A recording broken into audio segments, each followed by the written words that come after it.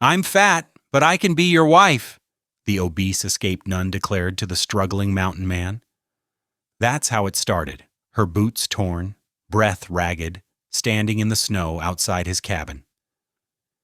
He hadn't asked for help, and he sure hadn't asked for her. But something in her voice cut deeper than the wind. She brought no rifle, no horse, just a satchel, a secret, and a strange kind of hope. Folks say she's crazy.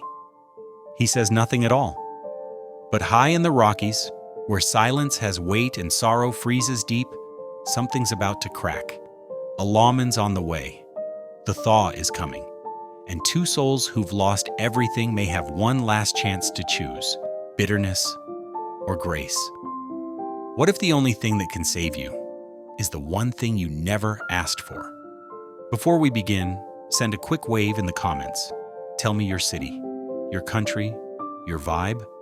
It's amazing how stories like this echo across the world. The mountain air bit sharp and thin as Clementine Duval forced her weary legs forward. Each step sent freezing water squishing between her toes, her boots thoroughly soaked from crossing 3 separate creeks on her journey. The path up to Elkhorn Ridge twisted like a serpent, growing steeper with every bend. She clutched her worn leather satchel closer, its familiar weight offering little comfort against the gathering chill. The water gourd at her hips sloshed with each labored step, a reminder of how precious every drop was up here where the clouds seemed close enough to touch. Just a little further, she wheezed, pausing to catch her breath. Her chest heaved as she drew in the thin mountain air. 3 days of walking from the station had taken their toll, but Clementine refused to turn back. Not when the Lord had made his will so clear. The sun hung low on the horizon, painting the snow-capped peaks in shades of amber and rose when she finally stumbled into a clearing. There, like a painting come to life, stood a rough-hewn cabin with smoke curling from its stone chimney. And there, too, was Gideon Thorne himself, exactly where the station master said he'd be. The man's flannel shirt hung loose on his frame, speaking of too many winter meals stretched thin. His face was all angles and shadows as he swung his axe in steady rhythm, splitting logs for his woodpile. He hadn't noticed her yet, focused entirely on his work. Clementine's heart hammered against her ribs, and not just from the climb. This was the moment. God had led her here, and now she had to trust in his plan, no matter how strange it might seem to others. Her legs trembled, partly from exhaustion and partly from nerves, as she stepped forward into the clearing. "I'm fat, but I can be your wife." The words burst from her lips before she could arrange them more delicately.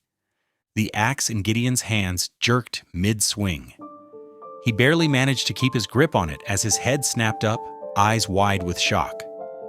The log he'd been about to split tumbled forgotten from the chopping block.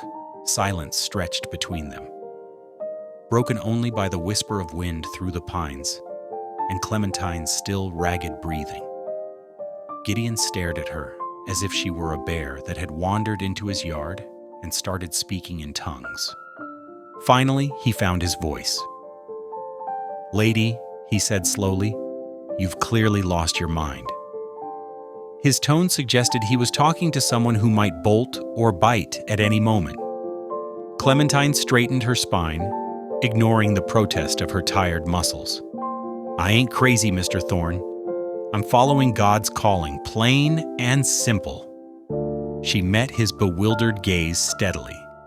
"He sent me here to you." Gideon's jaw worked silently for a moment. His eyes darted between Clementine and the darkening sky, where heavy clouds promised snow. She could see the conflict on his face, the desire to send her packing warring with basic human decency that wouldn't let him turn a woman out to freeze. "You can sleep on the porch," he said at last, his voice gruff. He disappeared into the cabin, returning moments later with a worn quilt that he thrust in her direction. "But come morning, you're heading back down that mountain." Clementine accepted the quilt with a quiet, "Thank you." She watched as Gideon retreated into his cabin, the door closing firmly behind him. The sound of the bolt sliding home echoed in the gathering dusk. The first snowflakes began to fall as she arranged herself as comfortably as possible on the rough wooden porch. The quilt smelled of wood smoke and pine, and despite its age, it was thick enough to ward off the worst of the cold.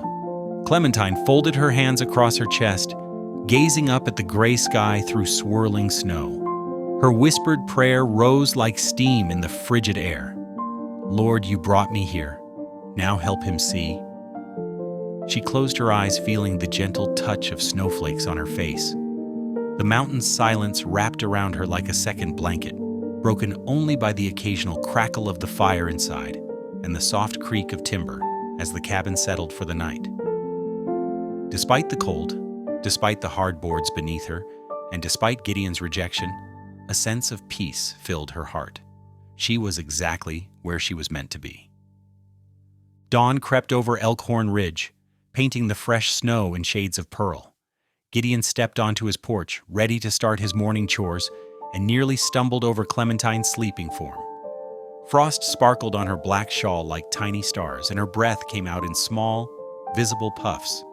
He muttered under his breath, shaking his head at the stubborn woman who'd appeared like an unwanted gift on his doorstep. Part of him had hoped she'd come to her senses during the night and headed back down the mountain. "Wake up," he said gruffly, nudging her boot with his own. "Can't leave you out here to freeze." Clementine stirred, blinking up at him with eyes still clouded by sleep. She moved stiffly, her joints protesting after a night on the hard boards. "Much obliged," she said, her voice hoarse from the cold. She struggled to her feet, gathering the quilt around her shoulders. Gideon held the cabin door open, more out of ingrained manners than genuine welcome. "There's coffee on the stove. Might as well have some before you start back down." Inside, the cabin was spare but tidy.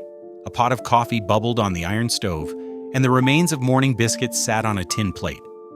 Clementine sank into a rough-hewn chair, wincing as she did. "Now," Gideon said, pouring coffee into a chipped cup, "you're going to tell me what possessed you to climb up here with this nonsense about being my wife." He set the cup before her with more force than necessary, dark liquid sloshing against the sides. Clementine wrapped her fingers around the warm cup. "I'm not a nun anymore," she began. "Not officially, at least." She took a careful sip before continuing. "I was at the Denver convent when they received a donation of old mining company journals. I was organizing them in the library when I saw your name." Gideon's jaw tightened. He remembered those journals from his lumber hauling days. "As I read, the Lord spoke to me clear as day." Clementine's voice grew stronger, more certain. "He showed me your pain, Mr. Thorne. Showed me that I was meant to help you heal." "The Lord's got better things to do than play matchmaker," Gideon scoffed. He pushed a plate of biscuits toward her, if only to stop her talking for a moment. "I'll leave if you want," Clementine offered quietly after finishing her biscuit. She stood up, but as soon as she put weight on her left foot, she gasped and grabbed the table edge. "What now?" Gideon asked, exasperation clear in his voice. "Must have twisted it yesterday crossing that last creek." She eased back into the chair, face pinched with pain. Gideon ran a hand over his face, feeling the scratch of his beard against his palm. He couldn't send her limping down the mountain, no matter how much he wanted to. His wife would never have forgiven him for that kind of cruelty. "There's an old goat shed round back," he said finally. "It's dry enough. You can stay there until that ankle heals." His voice hardened. "But don't touch anything. Don't rearrange anything. Don't try to help." Relief flooded Clementine's face. "Thank you, Mr. Thorne. The Lord will—" "Don't," he cut her off. "Just don't." Later that night, after showing Clementine to the shed and making sure she had enough blankets to keep warm, Gideon sat alone in his cabin. The lamp cast wavering shadows on the walls as he pulled a letter from his shirt pocket. The paper was soft with age and creases, folded and refolded countless times. His wife's handwriting filled the page, written in the early days of the fever that would take her and their son. The words blurred before his eyes, as familiar as his own heartbeat. "My dearest Gideon, if God calls me home, promise me you won't let grief turn your heart to stone." A scratch at the door interrupted his thoughts. Through the window, he could see his old dog, Rufus, had abandoned his usual spot by the woodpile. The aging hound was stretched out beside the goat shed, his tail thumping gently against the ground. Through the slats of the shed, Gideon could make out Clementine's hand extending outward, offering bits of her dinner biscuit to the usually suspicious dog. Her voice carried softly across the yard, speaking gentle nonsense to the animal who hadn't let anyone but Gideon near him since the family's passing. Gideon turned away from the window, carefully refolding his wife's letter. He didn't want to think about what it meant that Rufus had taken to the stranger so quickly, or why the sight of it made his chest ache in a way that had nothing to do with grief. The mountain air grew sharper as 3 days passed, each sunrise painting the snow with fresh crystals. Clementine settled into a quiet routine, keeping to herself as much as she could while still making herself useful. Her ankle, though still tender, had begun to heal enough for her to gather wood and haul water from the creek. Each morning, she'd wake before dawn, her breath visible in the cold shed air. Rufus would greet her with a gentle whine, waiting patiently by the door for the scraps of breakfast she'd share. The old dog had become her constant companion, following her on her daily tasks with a loyalty that seemed to irritate Gideon. On the third morning, while sorting through Gideon's scrap pile for anything salvageable, she discovered a torn curtain. The fabric was still good, just needed mending. Her fingers, though stiff from cold, remembered the precise movements of needle and thread from her convent days. By afternoon, she had restored the curtain to usefulness, leaving it folded neatly on the porch without a word. The next morning dawned clear and cold. Clementine pulled her shawl tight around her shoulders and headed toward the trail where frostberries grew in abundance. The tiny fruits were bitter but edible, and she'd spotted them during her initial climb up the mountain. Rufus tagged along, his graying muzzle sniffing at rabbit tracks in the snow. While she was gone, Gideon stood in his cabin, staring at her battered satchel, where it sat in the corner of the porch. The repaired curtain had unsettled him more than he cared to admit.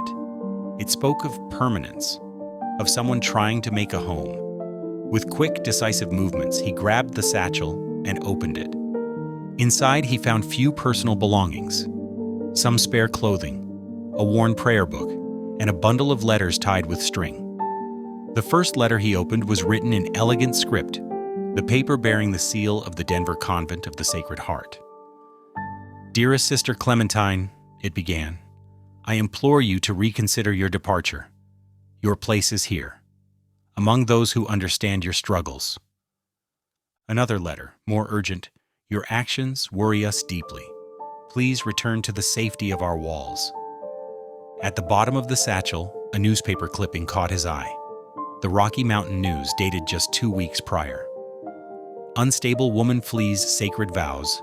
Sister Clementine Duval, described by fellow sisters as increasingly erratic, has abandoned her holy duties at the Denver convent." The crunch of snow under boots alerted him to Clementine's return. He stood on the porch, the letters and clipping clutched in his hand, watching as she approached with her basket of frostberries. "Care to explain these?" he asked, holding up the papers. Clementine's face paled, but she didn't look away. She set her basket down carefully, and Rufus pressed against her skirts as if lending support. "I reckon you deserve the truth," she said quietly, "though I'd have preferred you'd asked instead of searching my things." "The paper says you're unstable," Gideon pressed. "Says you ran from your vows." "I ain't unstable," Clementine replied, her voice steady despite the tremor in her hands. "Just unloved. And sometimes being unloved can make a person look mighty strange to others." She stepped closer to the porch, her eyes meeting his. "God made me this way, fat, strong, and full of life. Took me years to understand why. The sisters, bless them, they wanted me small and quiet. But that ain't what I was built for." Gideon's grip on the papers tightened. And what exactly were you built for? To remind folks they're still breathing, she said simply. I ain't here to steal your quiet, Mr. Thorne. Just to remind you that grief ain't all there is. The words hit Gideon like a physical blow. He looked down at the papers in his hand, then at the woman standing in his yard, solid and real, and so different from anyone he'd ever known. I don't need reminding of anything, he said finally, but his voice lacked its usual edge.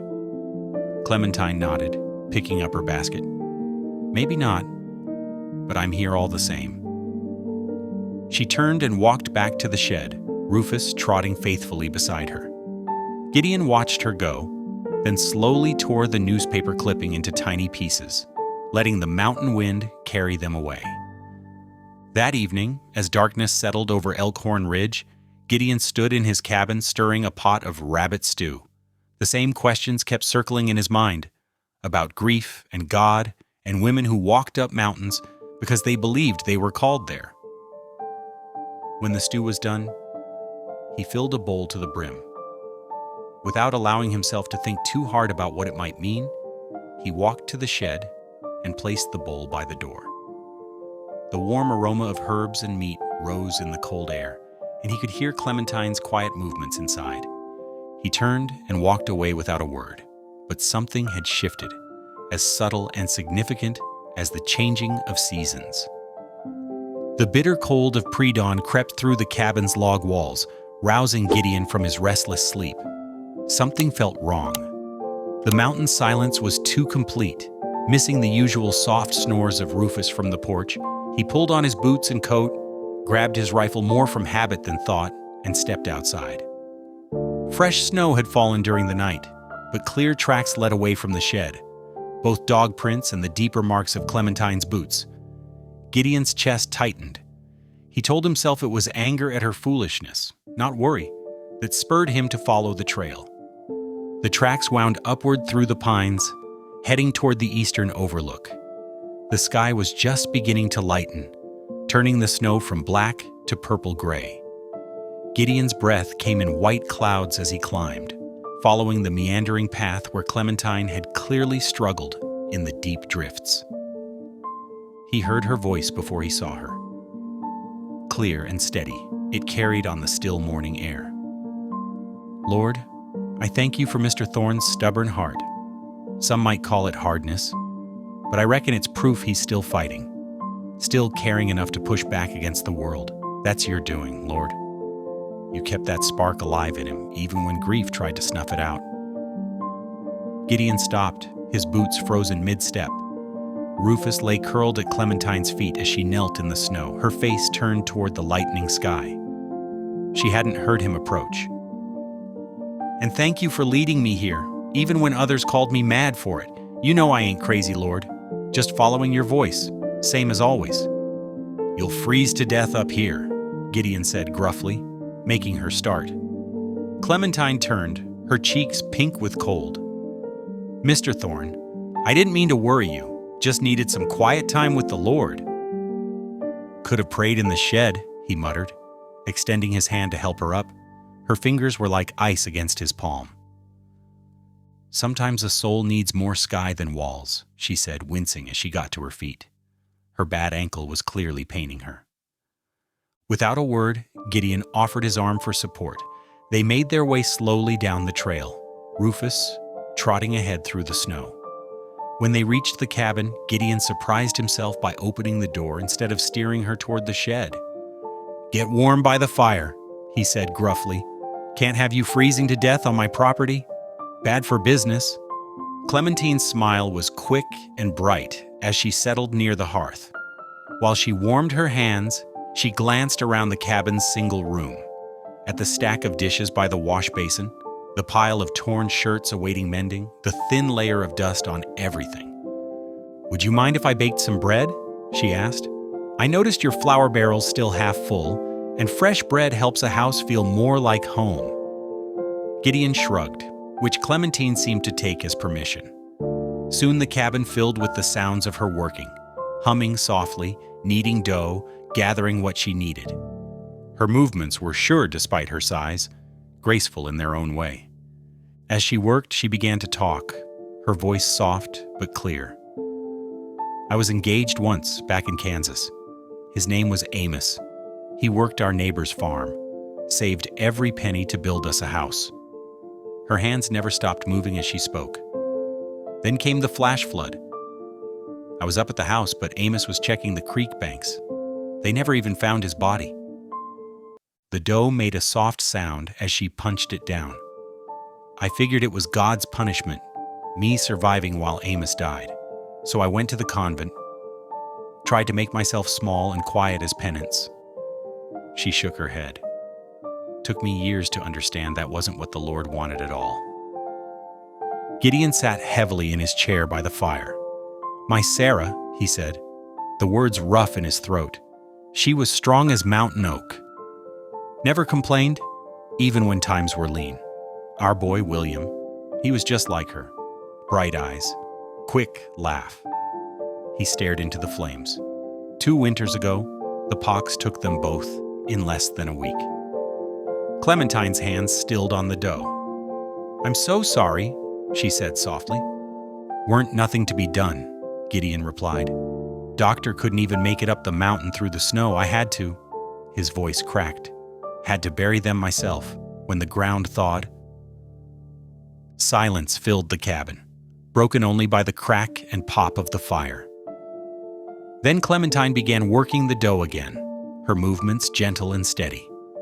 "Grief's a heavy load to carry alone," she said quietly.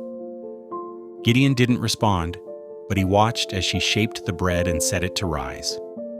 Throughout the day, she moved between baking and mending his shirts, her needle flashing in the firelight. The familiar tasks seemed to come as naturally to her as breathing.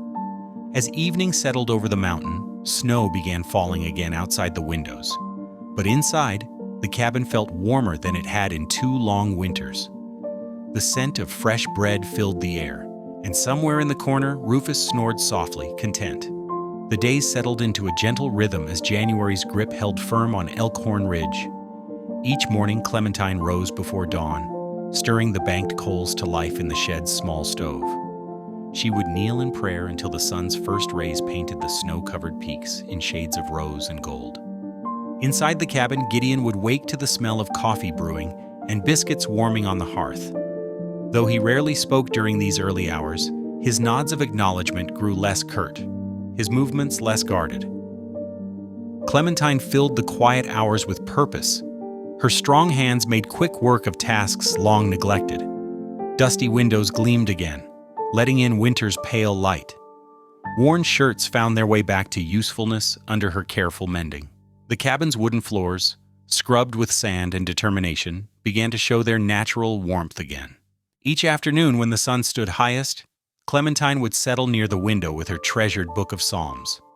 The volume was clearly well loved, its pages held together with careful stitches and strips of cloth. At first, she read silently to herself, her lips moving in quiet devotion. On the 3rd day, Gideon paused in his whittling to listen as she whispered the familiar words, "The Lord is my shepherd, I shall not want." "Speak up," he said gruffly, not looking up from his work. "Can't hear you proper."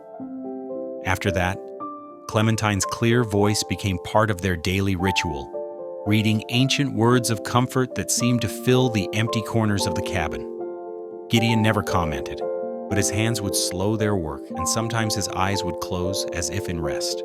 One crisp afternoon, when the sun made the snow blindingly bright, Gideon grabbed his ice fishing gear. He hesitated at the door, then turned to where Clementine sat mending.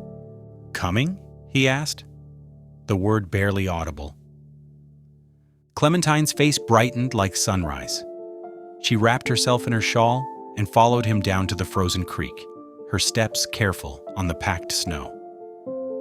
Gideon worked silently, clearing away loose snow and chipping through the thick ice with practiced strokes. "Watch close," he said, demonstrating how to thread the line through the hole and bait it properly. "Trick is to keep it moving, just a little. Fish get sluggish in the cold, but they'll strike if you tempt them right." Clementine knelt beside him, her breath making clouds in the winter air. Her plump fingers were clumsy at first with the fine line, but she listened intently to his instructions. When she finally got the bait secured properly, she beamed with accomplishment. "Thank you kindly, Mr. Thorne," she said softly. "For teaching me, I mean. It means a powerful lot." Gideon merely grunted, but he stayed beside her until she caught her first fish, a modest trout that would serve well for their supper.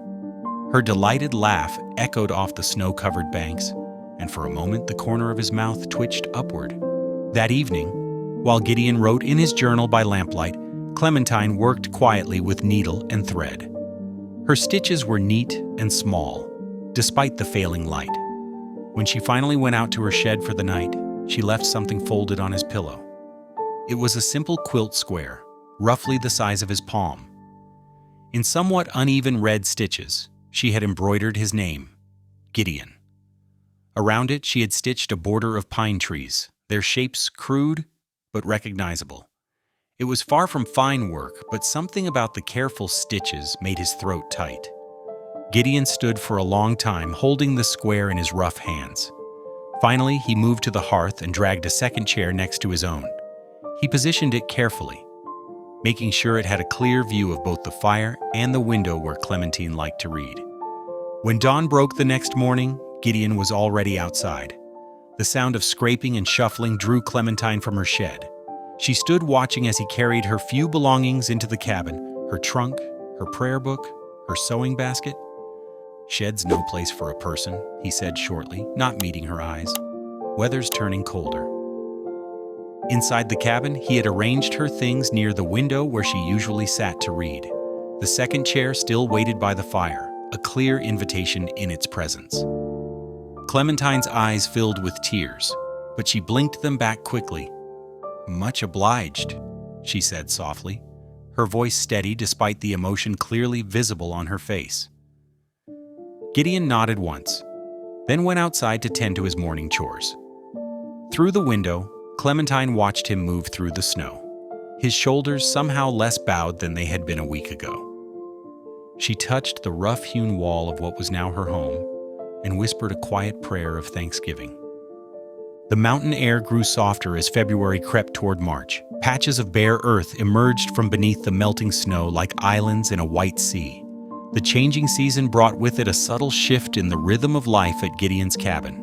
Clementine had taken to studying the almanac she'd found on his bookshelf, marking the pages with strips of cloth and making notes in the margins. One mild morning, she gathered her shawl and ventured to a small patch of dirt near the porch where the sun hit strongest. "What are you about?" Gideon asked, pausing with an armload of fresh-cut lumber. "Morning glories," Clementine replied, showing him a handful of dark seeds. "They'll climb right up these posts come summer, if the Lord's willing. My mama always said they remind folks that beauty can grow anywhere." Gideon watched as she worked the soil with her fingers, making shallow furrows with careful precision. Her face held the same peaceful concentration he'd noticed when she read from her psalms or mended his shirts. "Reckon they might do all right here," he said finally, setting down his wood. He'd been gathering materials for days now, planning to build a proper bench for the porch. The old one had rotted through last fall, and he found himself missing a place to sit and watch the sunset. The quiet morning peace shattered at the sound of hoofbeats approaching. Gideon straightened, his hand instinctively moving toward the rifle that always stood by the door. Through the trees, a single rider emerged, his badge catching the morning light. "Deputy Marshal Harkness," the man announced, dismounting with fluid grace. He was lean as a rail, dressed in the precise manner of a man who took his authority seriously. "Out of Granby." Gideon nodded stiffly, noting how Clementine had gone very still by her patch of freshly turned earth. The marshal pulled a folded paper from his vest. "Got word there might be someone matching this description up here?" He handed the paper to Gideon, who opened it with dirt-stained fingers. There, in stark black ink, was Clementine's face. The likeness was crude, but unmistakable. Above it read, "Wanted, escaped from religious order. Exercise caution. Subject may be delusional." That's official paper from the Denver territory, Harkness continued, his voice clipped and professional. Mother Superior at St. Catherine's filed the complaint. Says this woman broke sacred vows, stole church property, and fled in a state of religious mania. Gideon's jaw tightened as he read the words beneath Clementine's picture. Approach with caution. May be dangerous to herself or others. I see you've got her here, Harkness noted, eyeing Clementine, who had risen slowly to her feet, dirt still clinging to her skirts. I'm obliged to take her back to proper authorities. I'm no criminal, Clementine said quietly, her voice steady, despite the tremor in her hands. And I took nothing but what was mine to begin with. The marshal's face showed no emotion. That's for the courts to decide, ma'am. I'll give you until sundown to turn her over proper, Thorne.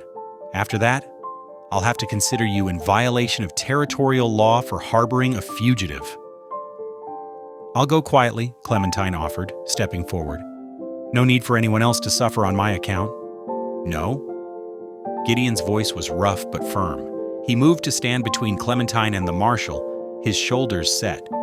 She ain't done nothing wrong except follow her conscience and her calling. The law's the law, Harkness replied evenly, and the church has rights, same as any other institution. The church don't own her soul, Gideon shot back, and that paper there don't tell the whole truth of things. The marshal studied him for a long moment. Sundown, Thorne. I'll be back with additional men if needed. He mounted his horse with the same precise efficiency he'd shown in dismounting. Don't make this harder than it needs to be. They watched in silence as he rode away, his straight back gradually disappearing among the trees. Only when he was gone did Gideon turn to look at Clementine. Her face was pale, but her chin was lifted with quiet dignity. I won't have you facing trouble on my behalf, she said softly. You've shown me more kindness than I had any right to expect. Gideon shook his head, his voice gruff with emotion he couldn't quite hide. She saved me more than I ever saved her, he muttered, as if speaking to himself rather than Clementine. The words seemed to surprise him as much as they did her. He looked down at the wanted poster still clutched in his hand, then deliberately tore it in half. The pieces fluttered to the ground beside Clementine's newly planted seeds. God sent you here, he said roughly, and I ain't about to argue with him on that point now. Evening shadows crept across the cabin floor as Clementine folded her few belongings with methodical care. Each item went into her battered satchel with precise movements. The worn prayer book, 2 cotton dresses, the letters from Mother Superior that she had kept despite everything. Her hands trembled slightly, but her face remained composed. Gideon watched from the doorway, his shoulders tense against the wooden frame. The dying sunlight caught the silver threading through his dark hair, making him look older than his 38 years. You don't have to do this, he said gruffly. Clementine smoothed a wrinkle from her spare shawl. Yes, I do. You've built something here, Mr. Thorne, a life that works. You don't need another burden. She gestured at herself with a sad smile, especially not one shaped like me. The words hung in the air between them. Outside, a jay called sharply in the gathering dusk. Rufus whined softly from his place by the hearth, sensing the tension in the room. Something in Gideon finally broke. He crossed the room in 3 quick strides, his boots heavy on the wooden floor. Stop that, he said, his voice rough with emotion. Stop talking about yourself like you're something to be endured. Clementine's hands stilled on her belongings. I know what I am. No, Gideon cut her off. You don't. He ran a hand through his hair in frustration. You ain't a burden, Clementine. He struggled for words, then let out a long breath. You're a gift. One I didn't ask for, didn't think I wanted, but a gift all the same. She looked up at him, her eyes bright with unshed tears. Gideon ... I don't want to go back, he continued, the words coming faster now as if a dam had broken. Back to silence, and cold coffee and days where I don't speak to anything but the wind. Back to being half alive. He gestured at the cabin around them. You brought life back here. Light. Purpose. Clementine stood slowly, her satchel forgotten on the bed. The space between them seemed to crackle with unspoken things. She moved closer, careful and deliberate, as approaching a spooked horse. Would you let me stay? She asked softly. Her hand rose, hovering for a moment before settling gently over his heart. Through his flannel shirt, she could feel its steady beating. If I were never wanted anywhere else, would you still want me here? Gideon covered her hand with his own, rough and calloused against her softer skin. His eyes met hers, dark and serious in the fading light. You're wanted here, he said simply. That's enough. The moment stretched between them, tender and fragile as a spider's web in morning dew. Clementine's eyes shone with something more than tears now, hope, perhaps, or joy. But neither moved to close the final distance between them. Some things, they both seemed to understand, needed time to grow properly. Finally, Gideon stepped back, though his expression remained soft. Best get that fire built up proper, he said. Night's coming on cold. Clementine nodded, wiping her eyes with the corner of her apron. I'll put the kettle on. They moved around each other with the easy familiarity of people who had learned each other's rhythms. Gideon added logs to the fire while Clementine measured coffee into the pot. Rufus shifted to make room for both chairs by the hearth. As darkness settled outside, they sat together in comfortable silence. The fire crackled and popped, sending sparks up the chimney like earthbound stars. Clementine's hands were busy with her mending, while Gideon whittled quietly at a piece of pine.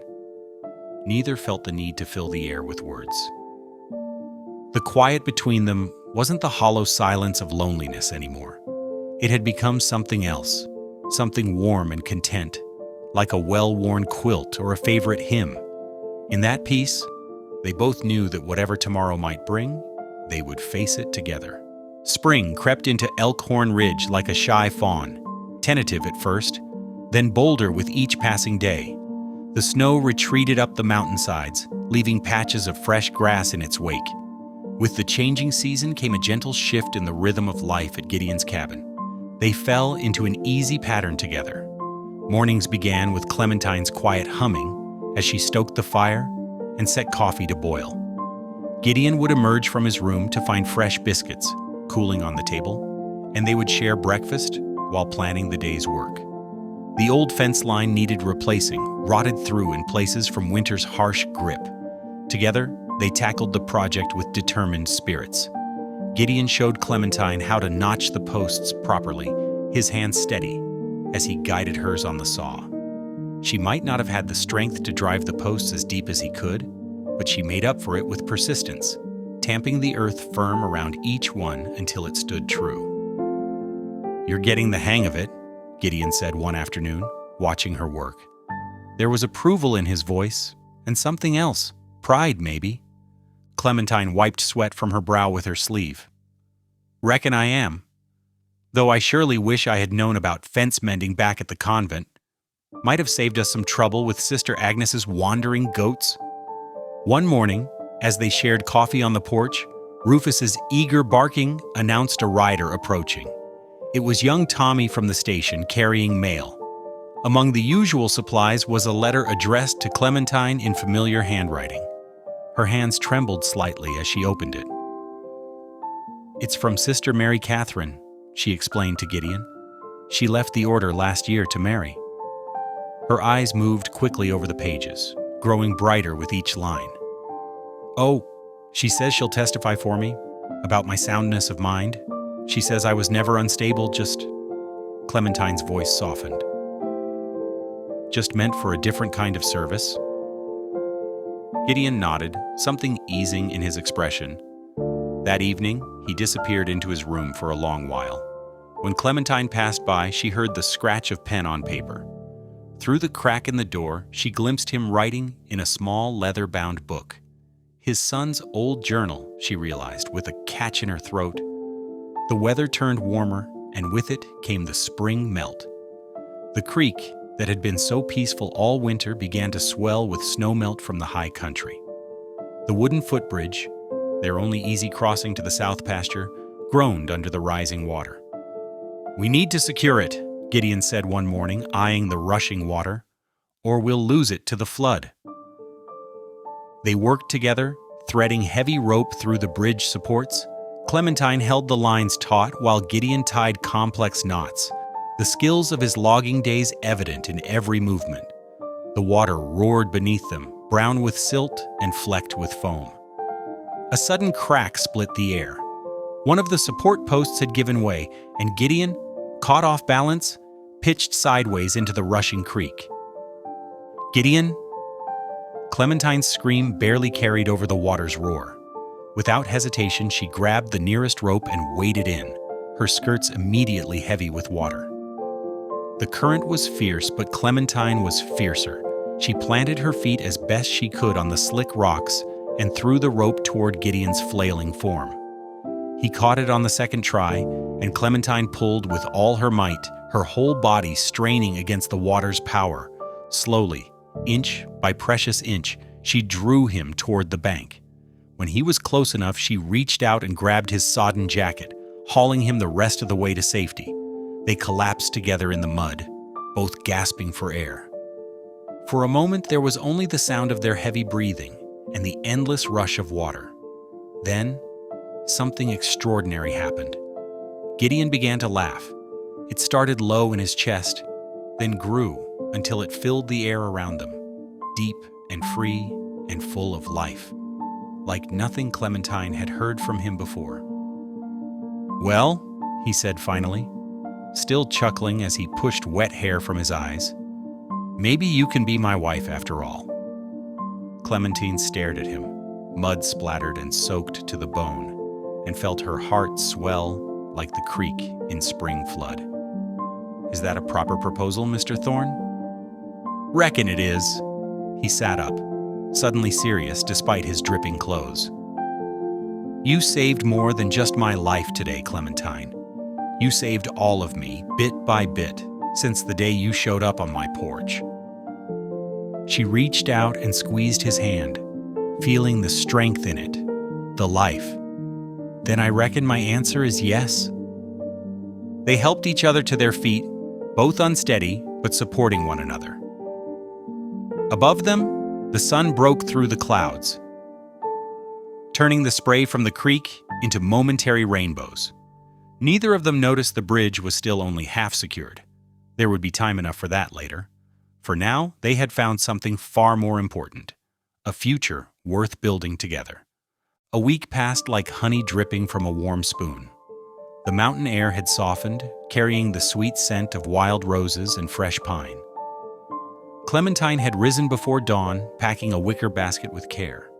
Fresh biscuits, still warm from the oven, nestled beside strips of dried venison and the last of winter's preserved peaches. She'd even managed to bake a small honey cake, though the cabin's temperamental stove had nearly ruined her surprise. Gideon watched her with quiet amusement as she fussed over the basket's contents. "Might be easier to just eat at the table," he suggested, but his eyes held a warmth that belied his practical words. "Some moments deserve special attention," Clementine replied, tucking a clean blanket under her arm. "Now, come along, unless you're fixing to let all this good food go to waste." They walked together up the familiar trail to the overlook, where the whole valley spread before them like a painting. The creek below sparkled in the morning light, its waters finally calm after the spring floods. Rufus trotted ahead, nose to the ground, occasionally looking back as if to hurry them along. Clementine spread the blanket in a sunny spot, sheltered from the breeze by a stand of young aspens. Their leaves danced overhead, casting shifting shadows on the ground. She arranged their meal with the same care she'd once used setting the altar for morning mass. "Ain't much," she said, suddenly self-conscious of her simple offering. Gideon settled beside her, his weathered face soft with appreciation. "It's perfect," he said quietly, and she knew he meant more than just the food. They ate in comfortable silence, broken only by Rufus's hopeful whines and the distant cry of a hawk riding the thermals above. When the last biscuit had been shared and the cake reduced to crumbs, Gideon cleared his throat. "Got something for you," he said, reaching into his jacket pocket. His hands, usually so steady with axe and saw, trembled slightly as he withdrew a small wooden token. Clementine's breath caught as he held it out to her. It was a disc of polished pine, no bigger than a silver dollar. On its surface, carved with painstaking detail, was a wild rose in full bloom. The petals seemed almost alive in the morning light. "Been working on it nights," Gideon explained, his voice rough with emotion. "Ain't got no proper ring to offer, just this and—" He held out his other hand, palm up.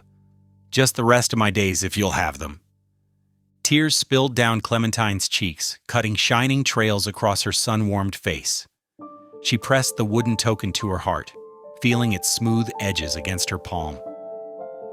"Oh, Gideon," she whispered, "that's all I ever wanted." He gathered her hands in his, the token held safe between their joined palms. "That a yes?" She nodded, unable to speak through her joy. Rufus, sensing the moment's importance, pressed against their sides, his tail sweeping the blanket in wide, happy arcs. The walk back to the cabin felt like floating, as if their feet barely touched the earth. Clementine's fingers kept straying to the token hanging from a leather cord around her neck, reassuring herself it was real. But their happiness shattered like ice in spring when they rounded the final bend. Deputy Marshal Harkness sat astride his horse in front of the cabin, his badge catching the sunlight like an accusing eye. Behind him stood a prison wagon, its iron shackles hanging ready. "Miss Duval," he said, touching the brim of his hat with cold courtesy, "I have orders to escort you to Fort Logan for evaluation." Gideon stepped forward, his body tense. "She ain't done nothing wrong. We got a letter from another sister, vouching for her sound mind." "One letter from another deserter ain't enough," Harkness replied. "The church has rights. They want her examined proper." "She's to be my wife?" Gideon's voice cracked on the word. "You can't just take her?" Clementine touched his arm gently. "Hush now," she said, her voice steady despite the fear clutching at her throat. She stepped forward, head held high, and extended her wrist toward the marshal. "I'll go peaceful?" "Clem, no." She turned back to Gideon, her eyes bright with unshed tears but her spine straight as a pine tree. "Let me show them I ain't afraid to be known. Let me show them who I really am." The shackles closed around her wrists with a final sounding click. Harkness helped her into the wagon with impersonal efficiency, then mounted his horse. "You can follow us into Fort Logan," he told Gideon, "but don't try nothing foolish." As the wagon began to move, Clementine touched the wooden token at her throat. She watched Gideon grow smaller in the distance, his figure blurring through her tears. But she didn't bow her head. She'd found her truth up here on the mountain, in the love of a quiet man, and the strength of her own heart. No amount of iron could chain that truth away. 3 days crawled by like wounded animals. The cabin walls seemed to close in tighter with each passing hour, every corner haunted by Clementine's absence. Gideon moved through his daily tasks like a man sleepwalking, his hands working while his mind wandered the road to Fort Logan. Each morning, he climbed to the overlook, where they'd shared their last peaceful moments. The wooden bench he'd built remained empty, the wild roses Clementine had planted just beginning to show green shoots through the thawing earth. He'd sit there until his coffee grew cold, watching the road that snaked through the valley below, hoping to see her familiar figure trudging home. On the third evening, as sunset painted the mountain peaks in shades of amber and rose, Gideon couldn't bear the silence anymore. He pulled Clementine's forgotten satchel from its hook by the door, where it had hung like a reminder of all he'd lost. The leather was soft with use, marked with the careful stitches where she'd mended it countless times. His hands trembled as he opened the clasp. Inside, beneath a worn shawl and her treasured book of Psalms, he found something that made his breath catch. A letter, sealed with a drop of candle wax, addressed in Clementine's careful hand, "To my future husband." Beside it lay a simple band, lovingly crafted from braided rawhide and horsehair. The strands were woven tight and true, a testament to hours of patient work. Gideon held it in his palm, remembering how she'd collected horsehair from his old mare's mane, claiming she needed it for mending. With fingers that shook like autumn leaves, he broke the letter's seal. "Dearest Gideon, if you're reading this, I reckon something's come between us.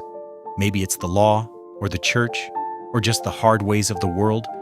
But I want you to know that these past weeks have been God's greatest gift to me. You let me be seen, truly seen, for the first time in my life. Not as the fat girl who took refuge in a convent, or the mad woman who fled her vows. You saw me as I am, just Clementine, with all my dreams and fears laid bare. I made this band from your mare's hair and strips of my old belt. It ain't fancy, but it's honest work, like the love that's grown between us. Whether you ever wear it or not, know that my heart is woven into every strand. Thank you for showing me that broken spirits can mend, that lonely souls can find their way home. Whatever happens, I'll carry the memory of our mountain mornings and fireside evenings like precious stones in my pocket. With all my love, your Clementine." Tears dripped into Gideon's beard as he read the words again and again. The band in his palm seemed to pulse with warmth, as if it held some essence of Clementine's spirit. Without hesitation, he slipped it onto his finger, where it fit as if she'd measured his hand while he slept. He stood abruptly, sending his chair scraping across the floor. Rufus lifted his head from his bed by the hearth, ears perking up at his master's sudden movement. "Can't let her face this alone, old boy," Gideon muttered, already reaching for his saddlebags. He packed with the efficiency of a man who'd spent his life in the wilderness. Hardtack, jerky, coffee, and ammunition went into the bags. His rifle, cleaned and oiled, was secured to his saddle. The spring floods had made the trails treacherous, and 2 days' ride to Fort Logan would test both horse and rider. As he worked, his mind cleared for the first time in days. The path ahead might be uncertain, but the choice was simple: love or isolation, life or mere existence. The mountain had been his refuge after losing Sarah and little James, but now it felt more like a prison. Clementine had shown him that grief didn't have to be a permanent address. She'd brought laughter back to his table, warmth to his hearth, and purpose to his days. The thought of returning to solitude made his chest ache worse than any winter wind. Dawn was just breaking when Gideon mounted up, Rufus dancing eagerly at his horse's feet. The morning air held the sharp bite of early spring, and mist rose from the creek valleys like smoke signals. The trails would be swollen with snowmelt, bridges might be washed out, and the weather could turn fierce without warning. But as Gideon touched the braided band on his finger, none of those dangers seemed to matter. Clementine had walked 3 days through wilderness to find him. She'd faced down loneliness, judgment, and her own fears to offer him her heart. Now it was his turn to prove that love was worth fighting for. He clicked his tongue and his horse started down the trail, Rufus trotting alongside. Behind them, the cabin grew small and dark, like a chunk of coal against the mountainside. Ahead lay Fort Logan and Clementine, and whatever battles needed to be fought to bring her home. The spring thaw had turned the mountain trails into treacherous ribbons of mud and ice. Gideon's mare picked her way carefully through the hazards, while Rufus trotted alongside, occasionally whining at the difficult terrain. The journey that should have taken 2 days stretched into 3, as they navigated washed-out paths and swollen creeks. By midday of the second day, Gideon's hands were raw from gripping wet reins. He pulled up at Crowfoot Trading Post, a weathered wooden building that served as the last outpost before Fort Logan. Inside, the grizzled proprietor looked up from his ledger, eyebrows rising at Gideon's mud-splattered appearance. "Much obliged if you could spare some bandages," Gideon said, holding up his blistered palms, "and point me toward the quickest route to Fort Logan from here." The trader wrapped Gideon's hands with clean cotton strips while describing the safest path through the flood-prone lowlands. "Army's particular about visitors these days," he warned. "Best state your business clear and proper-like." That night, Gideon made camp beneath a towering pine, its branches offering some shelter from the drizzling rain. Rufus curled against his side, the dog's warmth a comfort in the damp spring chill. Sleep came in fits and starts, his dreams filled with Clementine's face and the echo of her prayers. Dawn broke gray and cold over Fort Logan's walls. The military installation rose from the valley floor like a stone giant, all sharp angles and watchful eyes. Guards in blue uniforms stopped Gideon at the gate, rifles held ready. "State your business," the senior guard demanded, studying Gideon's trail-worn appearance with suspicion. "Need to see your commanding officer," Gideon replied, straightening in his saddle. "About Clementine Duval." The guards exchanged glances. "The nun?" one asked. "She's under observation." "She's my intended wife," Gideon declared, loud enough for several nearby soldiers to turn their heads, "and I aim to set things right." After a tense moment, they escorted him inside. The fort's parade ground echoed with morning drills as Gideon was led to the administration building. Inside, a harried clerk looked up from his desk. "Miss Duval's been refusing food," the clerk reported, shuffling through papers. "Spends her time reciting scripture. Doctor says she's calm enough, but, well," he shrugged. "Orders are orders." "Where is she?" Gideon demanded. They led him to a small room in the infirmary wing. Through the door's window, he could see Clementine sitting on a narrow bed, her hands folded in her lap, lips moving in silent prayer. She looked smaller somehow, contained, like a wild bird in too small a cage. When the door opened, she lifted her head. For a moment, she stayed perfectly still, as if afraid he might vanish like a dream. Then her composure cracked. Tears spilled down her cheeks as she stumbled to her feet. "Gideon?" Her voice broke on his name. He crossed the room in 3 strides, gathering her into his arms. She buried her face in his chest, her whole body shaking with sobs she'd held back for days. Gideon pressed his cheek to her hair, breathing in the familiar scent of her. "Brought something that belongs to you," he murmured, showing her the braided band on his finger. Fresh tears fell as she touched it. "You found my letter." "Found more than that," he said. "Found my courage. Found my voice." He turned to face the clerk and doctor who stood watching from the doorway. "This woman's not mad. She's the sanest soul I know. Saved my life this winter, though I didn't deserve saving." Clementine's hand found his, squeezing tight. "I need a marriage witness," Gideon announced. "And whatever papers say she's free to go, she's got a home waiting, and morning glory's just starting to sprout by the porch." The doctor stepped forward, adjusting his spectacles. "As her attending physician, I've found no evidence of mental instability. Miss Duval has been cooperative and rational throughout her stay." "And I can witness the marriage," the clerk offered, "soon as I draw up the proper documents." Clementine looked up at Gideon, her eyes shining. "You came all this way." "Had to," he said simply. "Cabin's too quiet without you." She laughed through her tears, a sound that seemed to brighten the stark room. "Never thought I'd be grateful for military custody," she said. "Gave you time to catch up?" Gideon touched her cheek, his bandaged hand gentle against her skin. "Reckon I'd have followed you clear to Denver if I had to. Some things are worth chasing." Captain Raymond Muir stood at his office window, watching the morning drill in the yard below. He turned to face Gideon and Clementine, his weathered face thoughtful. "Your testimony is compelling, Mr. Thorne," he said, fingers drumming on his polished desk. and Miss Duval has shown remarkable composure during her stay. However, the law requires more than just your word. Clementine sat straight-backed in her chair, her hands folded neatly in her lap. What would satisfy the law, Captain? A respected witness, someone who knows your character and can vouch for both of you before God and country. Muir's eyes softened. Do you know such a person? Preacher Thaddeus Gray, Clementine said without hesitation.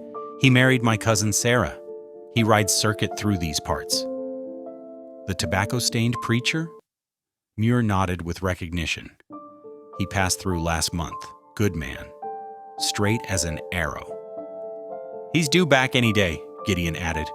Trades at Crowfoot regular as sunrise? Captain Muir considered this, then reached for his pen. I'll send a writer. If Preacher Gray validates your story and agrees to perform a proper marriage, you'll be free to go. The next day dawned bright and clear. Preacher Gray arrived before noon, his old mare dusty from the trail. His deep voice carried across the parade ground as he greeted Clementine with genuine warmth. Lord above, girl, he said, embracing her. When I heard they'd locked you up, I knew it was nonsense. You've got more sense than half the territory put together. He turned to study Gideon, taking in the mountain man's honest face and bandaged hands. So you're the one who finally caught our Clem's heart? More like she caught mine, Gideon replied quietly. Thaddeus nodded, satisfied. He faced Captain Muir. I'll vouch for them both, Captain. Known Clementine, since she was knee-high to a grasshopper. If she says God led her to this man, I believe her. And you'll perform the ceremony? Gladly, Thaddeus smiled. Been carrying my marriage book in my saddlebag, waiting for the right couple. Word spread quickly through the fort. By the time Clementine and Gideon prepared to leave, a small crowd had gathered. Nurses who had tended to Clem during her stay waved from the infirmary steps. Guards who had watched her pray stood at attention, offering respectful nods. Captain Muir himself handed Clementine her release papers. Go with God, Miss Duval. Your faith has been vindicated. Clementine's eyes filled with tears as she took the documents. Thank you, Captain, for seeing the truth. The fort's gates opened wide, and under Preacher Gray's escort, Clementine and Gideon rode out into the spring morning, their shadows stretching long across the newly greened valley. Chapter 13. Chapter 13. Scene 1. Spring painted Elkhorn Ridge in tender greens and wild violets. The morning air carried the sweet scent of mountain laurel as townsfolk gathered near the old chapel ruins. Over the past week, Gideon and Clementine had worked side by side, rebuilding the tumbled stone walls to waist height, creating an outdoor sanctuary beneath the vast Colorado sky. Rufus, his gray muzzle lifted proudly, trotted down the makeshift aisle, with a small leather pouch containing the rings tied carefully around his neck. His tail wagged at the scattered laughter and applause from the assembled guests. Homesteaders from miles around stood in their Sunday best, their weathered faces bright with joy.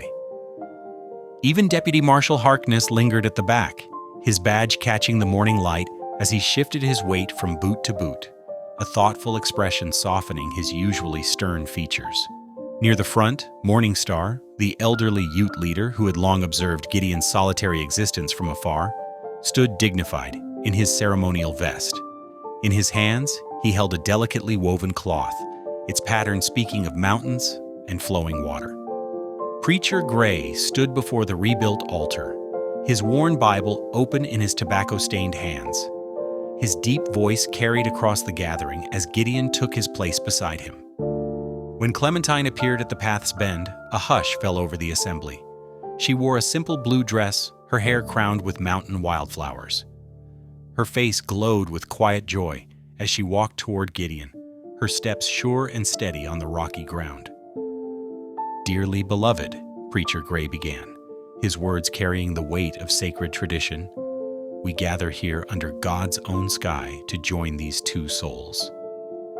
During the exchange of vows, Morning Star stepped forward silently, With grave dignity, he draped his woven cloth over Clementine and Gideon's joined hands. The gesture spoke volumes: acceptance, blessing, the bridging of two worlds. What God has brought together, Preacher Gray's voice rolled like distant thunder. Let no man put asunder. Gideon's hands trembled slightly as he slipped the simple gold band onto Clementine's finger. She, in turn, placed the braided rawhide ring she had made on his hand, her touch gentle and sure. I now pronounce you husband and wife, Preacher Gray declared, closing his Bible with a smile that crinkled his eyes. The gathered community burst into cheers and applause. Rufus barked joyfully, racing circles around the newly married couple. Even Marshal Harkness stepped forward to offer a respectful nod of congratulation. Clementine and Gideon stood together in the mountain morning, their hands still joined beneath the Ute blessing cloth, their faces alight with the kind of joy that comes from finding home in another's heart. Chapter 14. Chapter 13. Scene 2. Summer settled gentle and sweet over Elkhorn Ridge. The morning glory seeds Clementine had planted weeks ago now climbed the cabin's rough-hewn walls, their purple and blue flowers opening like tiny trumpets to greet each dawn. The garden she'd scratched out of mountain soil flourished with herbs, root vegetables, and hardy greens. Every Wednesday afternoon, the cabin filled with young voices as children from Thompson Valley trudged up the winding path, worn primers and slate boards tucked under their arms. They gathered around Clementine at the big oak table, their faces bright with curiosity as she guided their fingers across letters and numbers. "That's right, Sarah," Clementine encouraged, watching a freckled girl sound out a difficult word. "Take your time. Each letter has its own voice." While Clementine taught inside, Gideon worked with the children's fathers in the surrounding woods. His skilled hands demonstrated how to set wire snares that wouldn't harm dogs or horses, and traps that caught prey quickly and cleanly. The men listened intently, respect evident in their careful attention to his instructions. "See here," Gideon would explain, his voice carrying the authority of experience. "You want to check these lines every morning first thing. No creature should suffer longer than necessary." The creek that had once threatened their bridge now flowed broad and steady, tamed by the dam Gideon and his neighbors had built together. Fish darted in the clear water, and wild mint grew thick along the banks. The sound of running water provided constant music to their days. Inside the cabin, everything spoke of home and belonging. Two sturdy chairs flanked the hearth, one carved with mountain peaks, the other adorned with simple flowers. Above them hung the quilt square Clementine had stitched during those first uncertain days, Gideon's name still bright in red thread against the faded fabric. One peaceful evening, as summer light stretched gold across the floorboards, Clementine worked at her baking. The smell of fresh bread filled the cabin as she hummed an old hymn. Flour dusted her apron, and contentment softened her features. Gideon stood at the open door, watching the sun sink behind distant peaks. Rufus dozed at his feet, gray muzzle resting on paws. The mountain air carried the scent of pine and wild roses. He turned from the horizon to look at his wife, at the home they'd built together, at the life that had sprouted from bare earth and broken hearts. A smile warmed his weathered face as he spoke words that felt like a prayer. "Ain't nothing missing anymore." Clementine's eyes met his, shining with understanding and joy. In that moment, the cabin held everything they'd ever needed: faith, purpose, and the quiet miracle of two hearts made whole again. Thanks for spending a moment here with me. If this story touched you, let's keep this connection going. Hit subscribe, and I'll see you in the next one.